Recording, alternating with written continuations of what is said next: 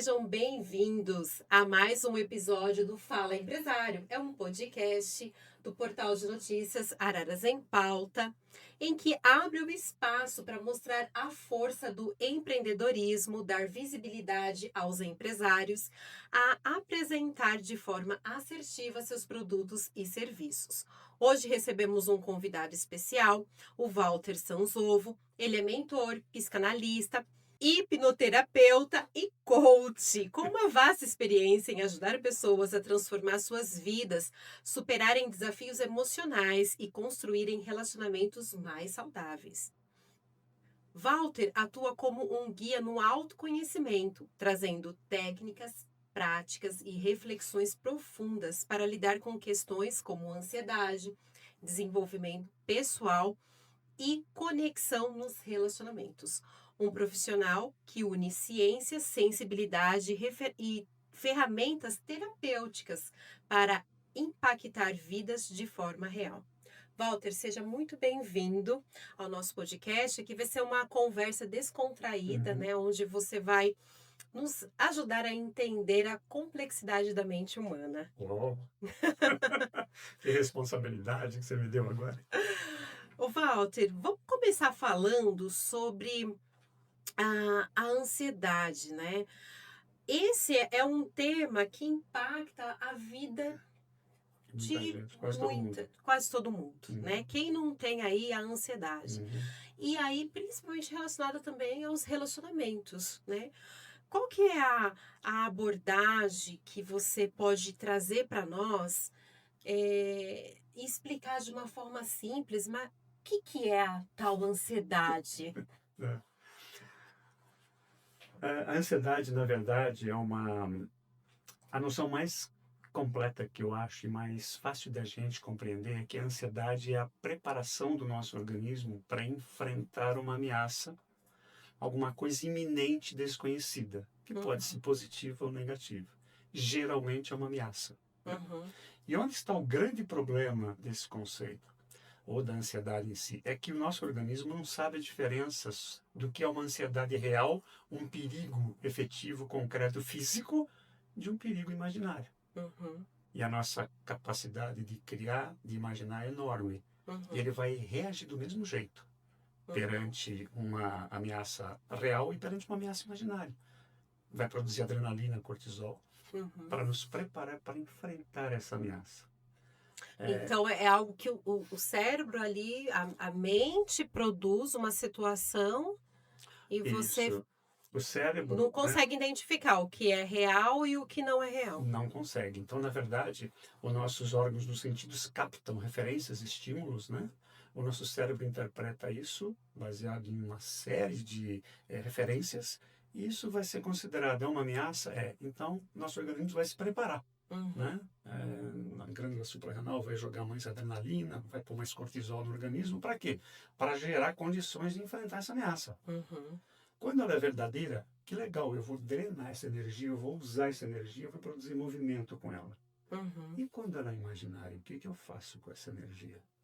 Aí Aí, está o problema. aí que está a grande Ela questão. vai sair por alguma dimensão do corpo, né? Vai pegar na parte física, na parte emocional, né?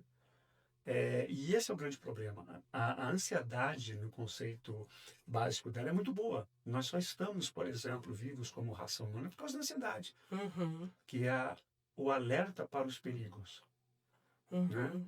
Só que o mundo evoluiu, nós evoluímos, a nossa mente continua alerta para os perigos, né? Só que os Certo. perigos verdadeiros hoje são muito menor do que os de antigamente. Uhum. Que é, E esse é o grande ponto. Essa é a ansiedade que estressa, que destrói, né? Que corrói. que é o que todo mundo acaba convivendo, Exato, né? né? Diariamente com ela. Bom, e existe uma linha que separa a ansiedade normal daquela que já é considerada um transtorno? Porque você Ah, comentou que todos nós temos a sim. ansiedade, Uhum. né?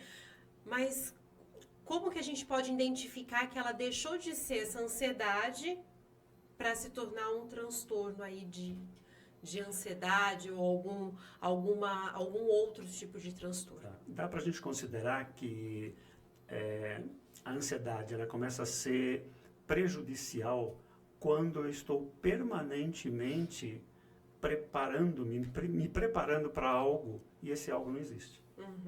Por E exemplo, como que a mente consegue identificar aí? Como que o ser humano consegue identificar que o que você está sentindo é real de fato ou não? na verdade, ele não consegue identificar num primeiro momento. Por isso que ele cria essa preparação para enfrentar uma ameaça que não existe. Né? Isso é derivado de crenças, de hábitos, de histórias, né? De tudo aquilo que a gente interiorizou na nossa mente desde quando criança. Aquilo cria referências para a gente julgar e avaliar. Certo. Né? Então, por exemplo, vamos imaginar que você está andando com seu carro e alguém vem e te fecha. Sim. Tá? É uma ameaça. Tolheu a tua capacidade, por exemplo, de se movimentar. Isso é uma ameaça. Se defender Tá? também, né? Então, o corpo já se prepara, né, para você reagir. Né? Ou jogando o carro em cima, buzinando, xingando, fazendo alguma coisa. Vai gerar o quê? Uma raiva. Tá? Se você tivesse um segundo de consciência de estar presente, você vai falar, caramba, será que aquele cara quis mesmo me fechar? Será que está com um problema? Ou será que ele está realmente com um problema? Está com alguém no hospital, está correndo, vai perder o emprego? Fazer essa autorreflexão. Isso, estar um segundo presente. A grande saída, por exemplo, para a gente lidar melhor com essas percepções de perigo, é olhar o presente, para ver se aquilo que minha mente imaginou está presente no momento em que eu estou vivendo.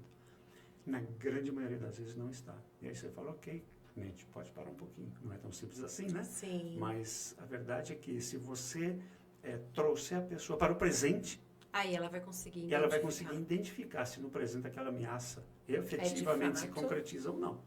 Aí é mais fácil. Tá? Crise de pânico tem essa característica. Que é um transtorno da ansiedade. É um transtorno da ansiedade. Quando qualquer movimentação, digamos, uma palpitação maior, nossa, vou ter um infarto, vou morrer. Tá? Então aquilo gera uma ameaça. Mas no fundo, pode ser uma movimentação absolutamente normal. Mas a gente já considera isso, que é um medo extraordinário, que é um pânico, que é uma ameaça à vida muito forte. E você vai ver, nesse processo, a pessoa vai para o hospital, não é nada, está normal.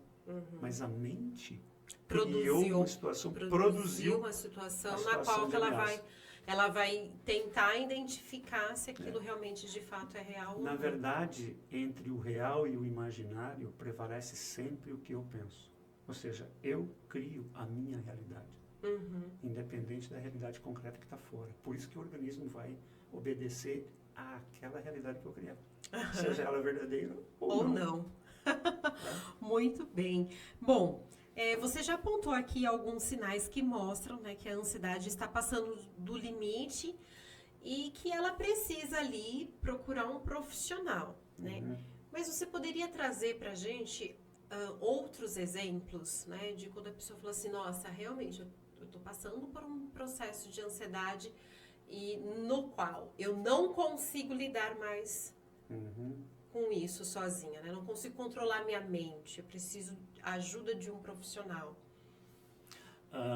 Às vezes medicamentos também têm uma parcela muito positiva para resolver isso, né? Mas na verdade, se a causa for emocional, de fato, a busca de alguém que te faça mergulhar internamente dentro de você, para você entender as causas que provocam essa imaginação, esse é o caminho de cura, autoconhecimento.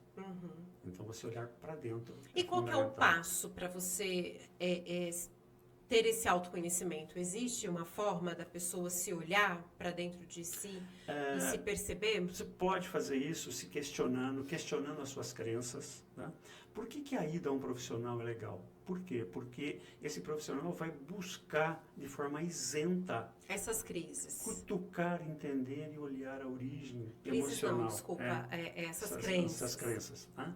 Ele vai buscar entender a origem dessas crenças e buscar fazer com que a pessoa utilize os recursos dela mesmo para poder combater. Enfrentar isso. Porque uma crença como, por exemplo, já tem essa figura, uma crença é uma mesa de 4 pernas. Se você quebrar uma, né?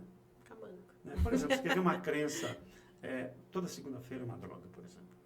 Segunda-feira. Aí você chega para a pessoa... Aí já assim, dá aquela ansiedade no coração. No domingo já dá aquele mal-estar. Né? E não sabe por que está sentindo aquele mal-estar. Imagine, toda segunda-feira é uma droga. Então você já fica assim, né? Agora você chega para a pessoa e fala assim, tem alguma segunda-feira que não foi ruim? Você estava de férias, estava na praia. Teve algumas segunda-feiras que não. Falou, então, vamos acabar com a generalização. Toda segunda-feira é uma droga? Não. Aí você começa a quebrar uma perna da crença, que é a generalização, a universalização. Tá? Certo. E você questiona outras coisas. Né? O que eu posso fazer numa segunda-feira que é legal, que é bom? Né? Será que tem que ser mesmo ruim? E você vai questionando e quebrando essa crença. E o legal, né, você experimentar coisas diferentes para contestar a crença. E não adianta só no intelectual, isso, experimenta, né? experimenta. Né? Experimenta. O melhor jeito de você experimentar algo que pode ajudar a reduzir a ansiedade é você realmente experimentar, estar no presente e prestar atenção no que os seus órgãos dos sentidos estão captando. Certo. Exemplo, vai numa praia. Era isso que eu ia falar para você. Vai, Vamos dar um exemplo, dá um né? Para exemplo, as pessoas que estão nos assistindo entender aí o Você que quer eu ver uma faço coisa? Imagina o quando eu seguinte, estou tendo uma crise de ansiedade. Se você estiver numa praia, né, e ficar pensando em alguma coisa que vai acontecer, você não está presente. Agora, se você estiver numa praia e começar a andar, sinta, né, a diferença da areia pegando na planta do pé. Se você estiver andando numa praia, escute as gaivotas do mar. Cheire, né? Sinta a maresia, olhe o que você vê. Ou seja, se perceba naquele momento. E olha, Walter, esse exemplo é super bacana, né? É interessante. Agora, trazendo para a nossa realidade aqui, porque às vezes a pessoa que está no seu... tipo, nossa, mas eu vou ter que ir para a praia. Não, né? Não. Mas coisas simples. Aqui a gente tem um parque, né? Tem um parque ecológico, tem um lago. Então, fazer uma caminhada. Você quer ver uma coisa legal? Colocar os pés na grama, né? Você quer ver uma coisa legal? Por exemplo, supondo que você está aqui, mas você está com alguma coisa na cabeça pensando, vai. Então, eu chego para você e falo assim, fecha os olhos, né? Fecha os olhos. Eu quero que você diga para mim agora quais os sons que você está ouvindo nesse momento. Vai falando. O som da sua voz. Da minha voz, o que mais? O som do ar-condicionado. O que mais? Você batendo na mesa com os dedos. O que dedos. mais? Isso. Tem algum som? Ok, tá bom. Só esses. Eu faço uma aposta com você. Que enquanto você esteve prestando atenção nos sons com os olhos fechados, nenhum outro pensamento veio à sua mente. Não. Você estava... Só, assim, né, querendo saber se estava realmente... Você estava percebendo exatamente, focando completamente naquilo que seus ouvidos estavam ouvindo. Olha só que interessante, né? Você estava presente. Isso, você respondeu tudo, né? Como que é simples a gente fazer um exercício de estar presente. E você sabe que a correria do dia a dia, o ritmo acelerado, as redes sociais, elas contribuem para o aumento da ansiedade. Porque a gente vive num mundo de extrema aceleração. Por exemplo, hoje a disponibilidade de informações está enorme, tá? Cresceu numa progressão geométrica. Sim. Né? Você quer hoje saber, sei lá, o peso do pandinha que nasceu na Índia, lá em Hong Kong, sei lá, ou então na China, em Hong Kong, você sabe. Quer saber a velocidade do vento do Alasca agora? Entra aqui na internet e faz. Agora, o quanto mesmo aumentou a sua capacidade de leitura e de assimilação? No máximo que a gente faz é pegar um vídeo no YouTube e multiplicar por 2. Então, existe uma desproporção entre a nossa capacidade de assimilar e a disponibilidade daquilo que eu tenho que assimilar. Conclusão, eu tenho que passar rápido por tudo se eu quiser saber alguma coisa. Então, a gente vive na superficialidade. Tem muita informação. Muita informação. A gente vive na superficialidade e não na profundidade. E isso tende a aumentar os casos de ansiedade. Tende a aumentar porque você fica preocupado com o próximo passo, com o que você vai querer saber. Eu vou te dar um exemplo bem tolinho, tá? Houve uma época em que tinha aquela questão do Volkswagen Polo, que era um carro de homossexual. Não sei se você lembra disso, né? Não lembro. Todo mundo falava disso e eu estava por fora disso, porque Polo é carro de gay. Meu Deus do céu, né? Fiquei ansioso para saber, para entender por quê. Aí eu fui entender. Era uma propaganda em que eles usavam homossexuais para testar o carro, né? Eu falei, agora sim, agora eu já estou por dentro, posso conversar sobre o tema. Só que aí o tema já tinha mudado. Então, a minha ansiedade de entender não valeu nada, porque eu não consegui usar. Está muito rápido as coisas. E existe alguma prática que alguém pode adotar no seu dia a dia para aliviar essa ansiedade? É o que eu falei. Primeiro, questionar e, acima de tudo, vir para o presente. Por exemplo, faça coisas que fujam do automático. Com que mão você pega o garfo para comer? geralmente com a direita. Experimenta pegar com a Com a esquerda. esquerda, né? Por quê? Porque você vai ter que prestar atenção no teu movimento. Senão é capaz de enfiar arroz no nariz, você não está acostumado. Você sai do automático. E mudar de rotas também Muda de ajuda, rota, né? muda de caminho. Tá? Ajuda bastante. Por exemplo, pega alguma coisa e começa a olhar para essa vida e disseca. Nossa, esse é um copo, caramba, olha o que tem nesse copo, que trabalho que foi detalhes. feito, os detalhes. Né? Você começa a focar no presente, que é mais ou menos igual aquilo que eu te falei, na hora que você tira um sentido e vai para o ouvido. Sim. Ou então chega de manhã, acorda de manhã, você quer pegar essa blusa, esse vestido. Fecha os olhos, vai no tato. Uhum. Tem esse Legal. laço, tem isso. Tal. Você está, por exemplo, nesse momento, estando presente, focando. Legal. Então, processos de meditação são muito legais. Uhum. Teve uma pessoa que falou, não lembro o nome dela, você já meditou lavando louça? Não. Essa é nova. Dá para meditar. Por exemplo, se você ao lavar a louça, supondo que você não lava na máquina, né? Sim. Se você pega o prato, você começa a perceber, por exemplo, o barulho da água. Uhum. Presta atenção na força que você tem que fazer para tirar, por exemplo, uma manchinha de macarrão do prato. Uhum. Tá? Olha a viscosidade no detergente. Uhum. Tá? Começa a olhar. Ou seja, foca naquilo que os seus órgãos dos sentidos estão captando. E essa é uma maneira da gente desacelerar. Por quê? Porque você foca no presente. Ok. Porque se você não focar no presente, vem o automático. O automático é fruto das crenças, fruto de tudo que você viu. E aquilo vai te trazer o quê? Memórias de perigo, referências Sim. de ameaças. Às vezes são verdadeiras, são importantes, mas às vezes não. Muito bem. Bom, para você que está nos assistindo hoje aqui no podcast Fala Empresário, nós estamos com o psicanalista Walter Sanzovo. Ele está dando dicas de como a gente pode lidar com a ansiedade do dia a dia, né? E a dica principal aqui é viver o presente. Isso é que é difícil, a gente viver o presente, né? Porque a gente vive numa vida muito acelerada. Mas ele deu aqui algumas dicas simples de como você se perceber. Né? Ali, gostei da dica fazer fazer a meditação lavando louça. Né? São dicas simples, mas que são dicas pontuais que vai te ajudar. E é importante frisar aqui novamente, né, Walter, que quando a pessoa não consegue se perceber, né, essa questão da mente, se aquela ansiedade é algo real ou não, tá na hora de procurar um especialista, tá na hora de procurar uma ajuda. Como que o psicanalista ele pode trazer essa vivência e orientar a pessoa nessa situação? Manu, a psicanálise é uma viagem para dentro. Né? É mais ou menos e nem sempre as pessoas querem fazer essa viagem, certo? Exatamente, porque ela vai se defrontar com coisas que talvez ela não goste. Mas só tem um jeito delas evoluírem, é enxergando os seus monstrinhos de frente. Porque a hora que você enxerga eles de frente, a tua imaginação não fica criando o que eles são além da conta. Isso, e aí quando você enfrenta, você percebe que nada daquilo que talvez vocês estavam pensando, imaginando é o real. E a gente, na verdade, a gente tem que sair do automático, é o grande segredo. Porque as nossas crenças, nossos mecanismos que nós aprendemos a usar para nos defender se tornaram automáticos. E eu não questiono mais isso. Eu aprendi lá atrás, será que serve hoje? Eu continuo usando mesmo, entendeu? Então, eu preciso atualizar minhas referências. Muito bem. Agora a gente vai mudar um pouco aqui do foco, porque tem uma outra área que também gera muito ansiedade, né, Walter? Que é a área dos relacionamentos. Né? Então, assim, é uma área que a gente precisa também conversar sobre isso. Eu vejo as pessoas tendo muita dificuldade em seus relacionamentos, né? E você faz um trabalho específico também com terapia com casais, me corrija se estiver errado, né? E o que leva esses casais a procurarem a terapia?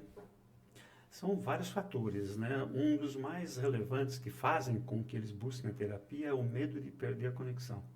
Ok. Porque a conexão é a necessidade primária mais relevante que nós temos. Né? Um bebê, quando nasce, se não conectar com a mãe ou com quem exerce o papel de mãe, ele não sobrevive.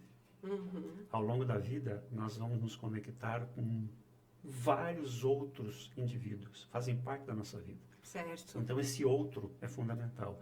E, às vezes, eu deposito expectativas nesse outro. E eu fico ansioso porque essas expectativas não são cumpridas. Isso, e muitas vezes fica frustrado, Fica né? frustrado, Porque... isso, exatamente. Tá? Porque o outro não corresponde ao que você... Até que a gente espera, e a né? gente precisa entender que nós não dominamos o outro. Não existe garantia de que o outro vai agir do jeito que eu gostaria que ele agisse. Certo. E se eu não tiver essa consciência, eu fico emocionalmente dependente do outro. E aí começam, por exemplo, as frustrações, os medos, os ciúmes, as sensações de posse, né? Isso para a gente sofrer é fácil, né? Para fazer a gente sofrer. E na sua visão, o que gera de fato essa conexão entre as pessoas? Inicialmente, o que faz com que dois seres humanos, digamos, se aproximem, né? Primeiro é como é que eu digo, a segurança ou me faltou o termo, mas a percepção visual agradável. É a química. Tá? Biologicamente, é o que produz, por exemplo, a ligação de um homem com uma mulher para gerar uma nova vida. Isso é biológico. Tá?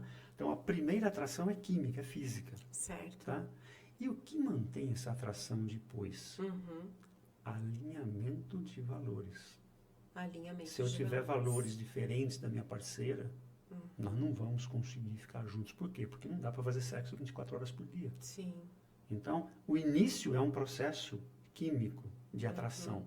A manutenção da relação, da conexão, é o alinhamento de coisas comuns que se tem como base para uma vida. Então, por exemplo, imagina o seguinte, um exemplo bem tolo, né? Nossa, eu gosto de filme de terror, né? A minha parceira fala, eu detesto filme de terror.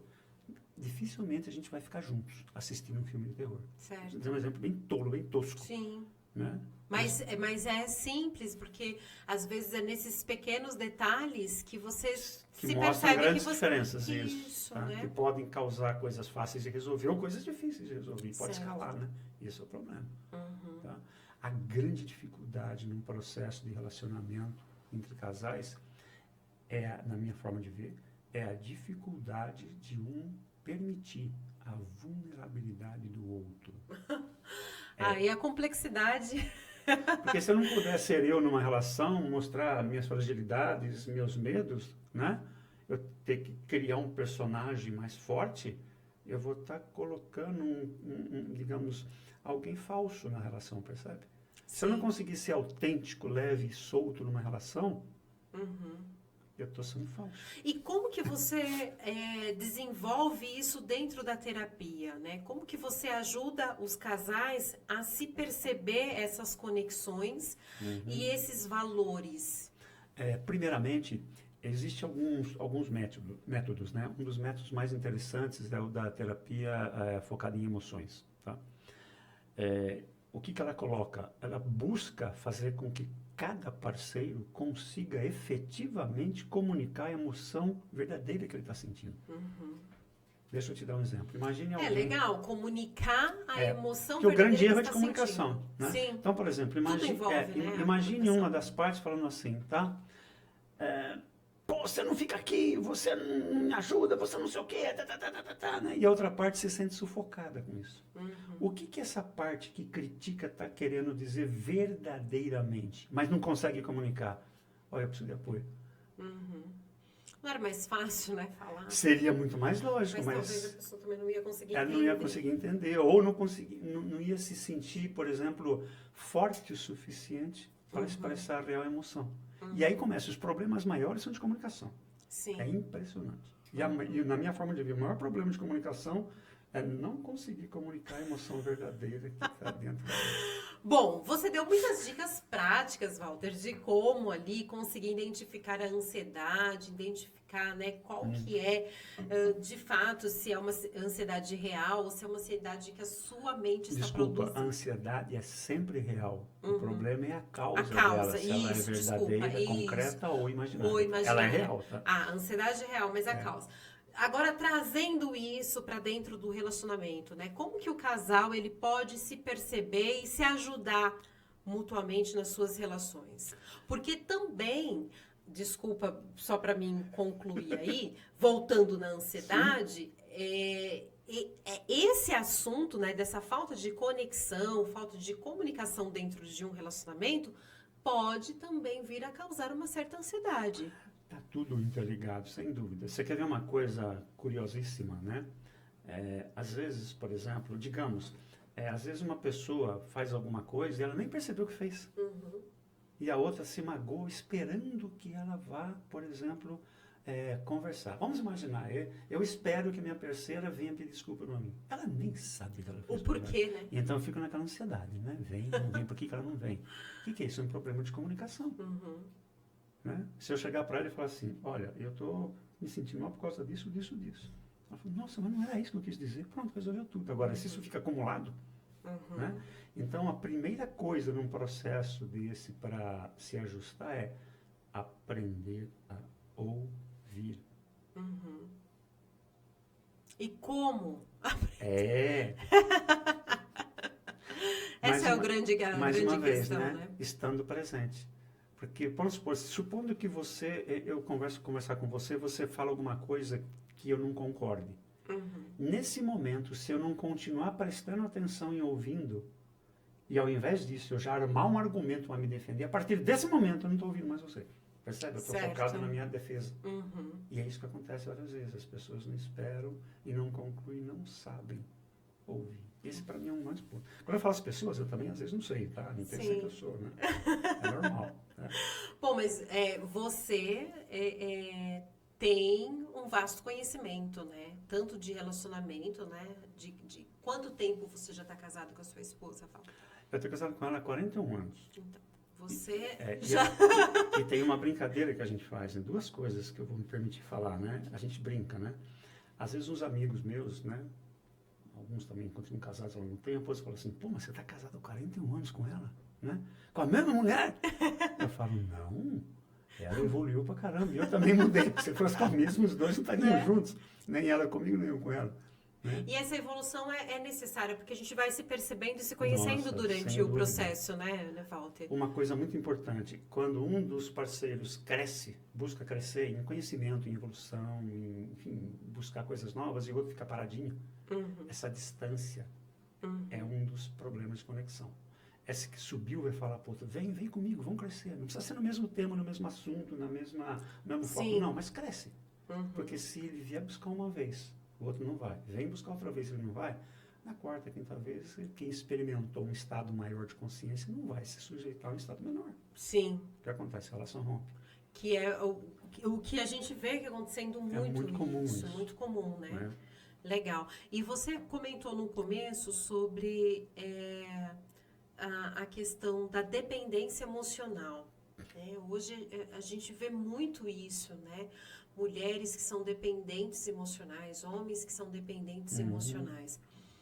E como que a pessoa pode identificar e se perceber que ela está sendo independente do outro e sair desse ciclo, que eu acredito que seja um ciclo vicioso, né?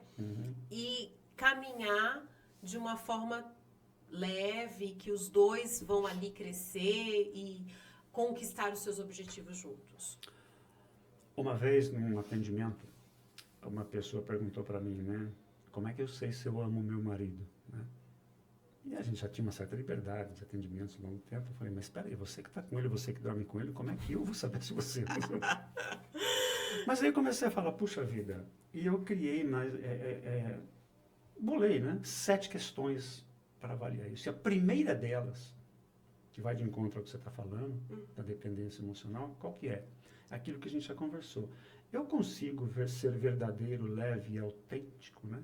Em companhia dessa pessoa.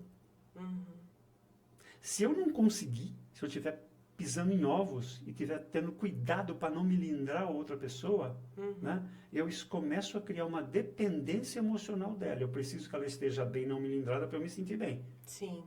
É o primeiro elemento de uma dependência. Para eu me sentir bem, eu dependo de que o outro esteja bem. Aí eu estou dependente. Então, primeiro ponto dessa relação, né? Se eu conseguir ser leve e verdadeiro, falar o que eu sinto de uma forma respeitosa, mas não engolir sapo, tá? Aí eu crio as condições de não gerar uma dependência emocional. Porque a pior coisa que acontece, Mônica, qual que é uma das piores, né? Para eu não criar um conflito com o outro, né? Eu não manifesto a minha essência, para não brigar, não criar um conflito, não me lindar um outro, não me lindar o outro. Que ótimo, que lindo, eu não crio conflito com o outro. Mas se eu fizer isso à custa da minha essência, eu crio comigo. Exato. Cria um conflito interno, tá? né? E isso começa a gerar uma dependência emocional. Eu não consigo ser quem eu sou por receio de, ao manifestar o que eu sou... E como quebrar esse ciclo, Walter? Mais uma vez, olhando quais as razões que me impedem de eu ser quem eu sou. Eu mesmo. Que é o processo de olhar para dentro e se autoconhecer. Tem causas para isso. Por exemplo, medo de ser rejeitado, que foi vivido na infância, em algum momento da vida. Certo. Medo de não ser aprovado, de não ser acolhido. Então, para se defender desse medo, eu acabo, por exemplo, criando uma casca na minha manifestação. Para tentar se blindar. Se blindar, né? E ficar sempre conforme com os outros, né? Mas se isso for à custa da minha essência, eu vou criar um problemão comigo. Isso. E o corpo, às vezes, pode responder de inúmeras formas, né? Nossa, se tiver uma facilidade para somatizar, uma depressão, nossa, e aí somatiza outras causas, até outras doenças, sem né? Sem dúvida, não tenho dúvida, é isso mesmo. Muito bem. Olha, esse assunto é muito importante, né, Walter? A gente realmente, discutir de uma forma tranquila, como nós estamos fazendo aqui, mas trazer essas vivências, né? Porque são vivências que casais passam, né? Não só casais, mas às vezes relações pessoais, no trabalho. Parcerias de toda ordem, sem dúvida. Com os vizinhos, com irmãos. Esses relacionamentos também, né? Por exemplo, a terapia de casais, a princípio, visa, né, manter as pessoas conectadas. Mas também pode ser que ela resulte num processo de separação, desde que seja uma separação psiquicamente saudável. Às vezes, realmente você tem a consciência, não dá para ficar junto. Tá? Ok. Por exemplo, principalmente casais que têm filhos. Às vezes é muito melhor pais marido e mulher separados, do que se transformam em ótimos pais, do que juntos num ambiente absurdamente contaminado e tóxico. Sim. Tá? E é uma decisão, muitas vezes, difícil de tomar. Muito difícil. Por isso que tem que olhar muito bem, entender as próprias emoções, comunicar essas próprias emoções, o outro saber ouvir essas emoções. Mas para fazer essas conciliações tem que ter um profissional ali para poder estar orientando. É ideal. Por quê? Porque ele vai pontuar, né? E conduzir o processo para que as verdades apareçam e sejam olhadas sem preconceito. E aí sim, se você tiver autoconsciência e expuser a sua verdade, o outro também fizer isso, aí nós estamos falando de verdades com verdades. Okay. E não de camuflagens, não de outras coisas que podem impedir, né, uma verdadeira comunicação. Muito bem. E a rotina realmente é a grande vilã dos relacionamentos? Isso é um mito ou é uma verdade? Pela minha experiência, tem sido uma das causas, mas onde está a causa da rotina? Porque a rotina pode ser boa também, né? Sim. Mas tem pessoas que não vivem sem rotina, né? Precisa dela. Existe um ponto que talvez valha a pena a gente considerar. Existe uma corrente filosófica que fala assim, eu amo o que eu não tenho.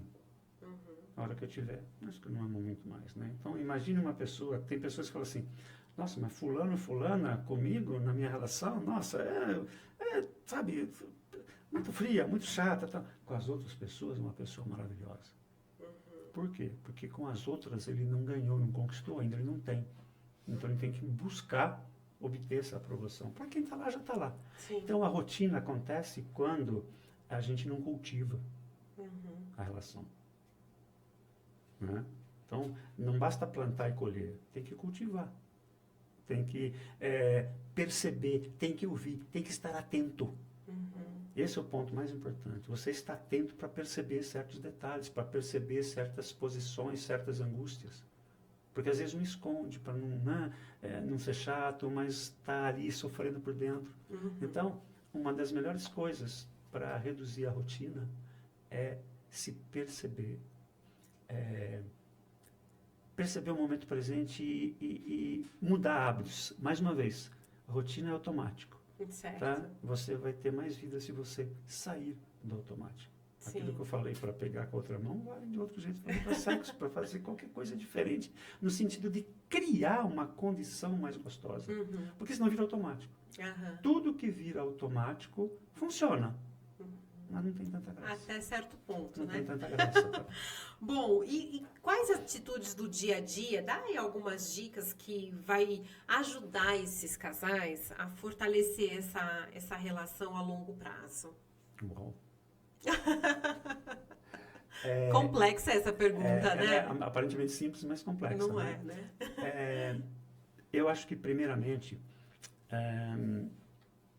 se dedicar e se perceber com o momento da relação. Exemplo, o que eu quero dizer?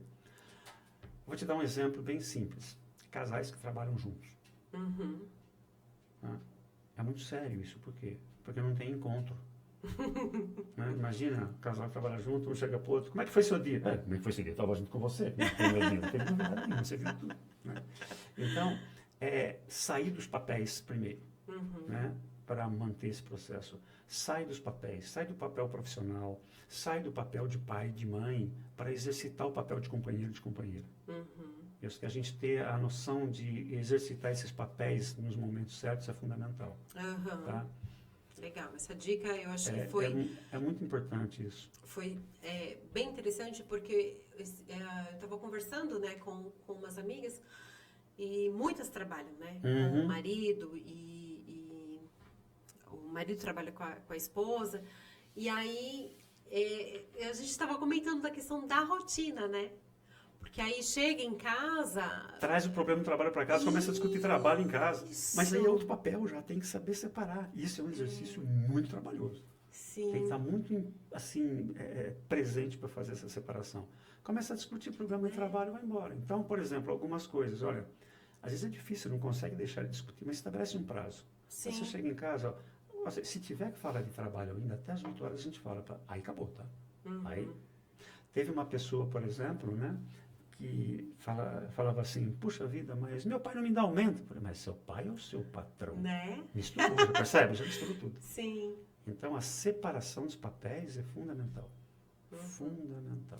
Ô, Walter, você tem um vasto conhecimento no âmbito empresarial, né? Você falou aí uma questão, a gente está falando de relacionamentos familiares, né, entre casais, mas você trouxe agora, né, um exemplo aí familiar, né? Fala pra gente como que, para as pessoas que estão nos ouvindo e que as empresas são familiares, né? Como que você resolve essas questões pessoais e profissionais dentro das empresas? Porque você faz um trabalho muito interessante dentro das empresas com os líderes, sim, né? Sim. E muitas vezes o líder é o pai e o subordinado é os filhos, ou o sobrinho, enfim. Exatamente. Trazendo essa questão dos relacionamentos para dentro das empresas no âmbito profissional, como resolver essas questões? É muito difícil e muito complicado, exatamente porque as pessoas não saem dos seus papéis. E é muito difícil, porque eu sou um só, né? Sim. Eu sou eu lá no trabalho, sou eu em casa, por exemplo, né? Sim. Eu vou te falar, por exemplo, um caso e uma sugestão que foi dada para a gente perceber esse processo. Eu trabalhei com uma pessoa, né? Um filho que saiu de uma multinacional para ajudar a restabelecer a empresa do pai, que estava, né, indo para a falência. Ele conseguiu, tal, fez um negócio muito bacana. Só que o pai criou a empresa com toda a tradição, era o pai, né? E às vezes ele queria estabelecer procedimentos e regras muito claras, né, de controle de qualidade. O pai dava aquele bypass, dava aquela saída, dava aquela, né? E ele falava, como é que eu faço? Né? É meu pai. Né? E uma das coisas... Não trocou o papel ali, não trocou, né? Não era o pai, mas... Não era o pai. Ele falou, eu falei, mas não é seu pai, é seu sócio. Né? Mas não dá, eu sei que não dá, a gente falar assim de fora é fácil. Sim. Mas uma das coisas para se fazer nesse sentido, que foi a sugestão que a gente trabalhou, foi o seguinte, procura criar com o seu pai, né? Seu pai sócio, procura criar critérios e regras para a empresa funcionar legal, na teoria. Não, puxa, é assim, a gente vai fazer isso, vai, é legal, vai fazer, que bacana, né? Concordaram com as regras? Agora a gente vai seguir essas regras, esses princípios. Então, quando alguma coisa não sair legal e o pai fez alguma coisa diferente, você fala, pai, não é nada contra você, mas olha, as regras que nós fizemos, entendeu? Você tira a parte pessoal para colocar como um princípio a ser seguido, para tirar a relação pessoal, porque senão complica. Sim. É uma das saídas, né? Dentre várias, mas é uma dificuldade enorme. É. Tem o processo de precedência de pai, de filho maior, menor, enfim, tem uma série de critérios e ordens aí que precisam ser respeitadas também, né? E você Mas trabalha complicado. também, isso, e você trabalha também essa questão dentro das empresas, Sim, né, Walter? tá. Então, além de você fazer terapias, né, individuais, terapias de casais, você também faz um trabalho assertivo dentro das Sim, empresas. por exemplo, líderes que precisam se comunicar melhor. Hoje em dia, a grande queixa dos empresários é que não existe engajamento, não tem mais comprometimento. Essa E por que geração não existe? Essa mais, geração né? está querendo só os benefícios, não quer passar pelo processo, por causa daquela aceleração que eu te falei. Todo mundo vendo tanta gente fazendo coisa tão rápida e eu também quero. Então, eu acredito, no meu modo de ver, que um dos primeiros passos para a gente conseguir esse engajamento é a pessoa olhar para dentro dela e ver quais os propósitos e valores dela e ver se esses propósitos e valores batem com os propósitos e valores da empresa onde elas estão. Sim. Porque se não tiver esse engajamento, você não vai dar o teu melhor em algo que você não acredita, não concorda. É preciso ter clareza disso. Às vezes o empresário não sabe comunicar exatamente o que a empresa dele faz, o porquê que ela faz e o que ele espera que ela faça. Olha só que bacana, né? O que você está trazendo é aquilo que a gente conversou dentro do relacionamento entre Mas é casais. comunicação. O casamento o casamento não é uma sociedade conjugal, a empresa é uma sociedade econômica. Mas as regras de comunicação, de respeito, são as mesmas. E você falou aqui nas empresas a questão dos valores, né? E dentro do casamento a gente vai identificar ali também sobre a questão dos valores, a questão... É muito importante, mano. Teve um caso que eu trabalhei, por exemplo, em que a mulher é super organizada. Organizadinha, com as coisas no lugar certinho. E o marido, um cara sensacional, mas é um cara largadaço. Largava tênis no corredor, largava amigo. Nossa, isso para ele não era valor a organização. Para ela, era um valor fundamental. Como resolver essa situação? Conversa e explica. Eu não vou te criticar porque você faz isso aqui, para mim é tão importante. Eu não vou pedir para você organizar suas coisinhas, mas dá para você pegar toda hora que você chegar do futebol, por exemplo, pega tênis, meia, chuteira, sei lá o que for, tudo, camiseta, dá para você amontoar tudo e jogar num canto? Ele falou, isso eu consigo. Uau! Percebe que é uma questão de clareza, de comunicação e de entender o que é importante para o outro. Porque às vezes uma coisinha que a gente faz, não é sacrifício nenhum, resolve um problemão de percepção do outro. Muito bem. Bom, a gente vai encaminhar aqui para o final, mas eu quero fazer uma pergunta mais reflexiva, tá? Se você pudesse deixar um único conselho, tanto para quem sofre de ansiedade, tanto para quem quer melhorar a sua relação, qual que seria esse conselho? Olhando para a câmera. Desculpa. Para você que está aí. Deixa eu só melhorar aqui. Eu acho que o conselho já tem desde antigo. Conselho, né? Uma sugestão só, né? Ela vem desde a antiguidade, né? Quando, por exemplo, em alguns momentos as pessoas iam em alguns templos, né? Para buscar saber o futuro e melhorar a vida. E na porta do templo estava escrito assim: conheça-te a ti mesmo. Eu acho que esse é o maior de todos os segredos. Se você não se conhecer, aquilo que vem do outro vai te afetar e você vai pôr a culpa no outro. Mas não é o outro. É você. É você. Então se conheça para ver seus pontos fracos e os pontos que você pode evoluir. Aí a gente evolui. Muito bem. Walter, muito obrigado. Esse foi mais um episódio do podcast Fala Empresário, aqui do Portal de Notícias Araras em Pauta, e eu te espero na nossa próxima edição.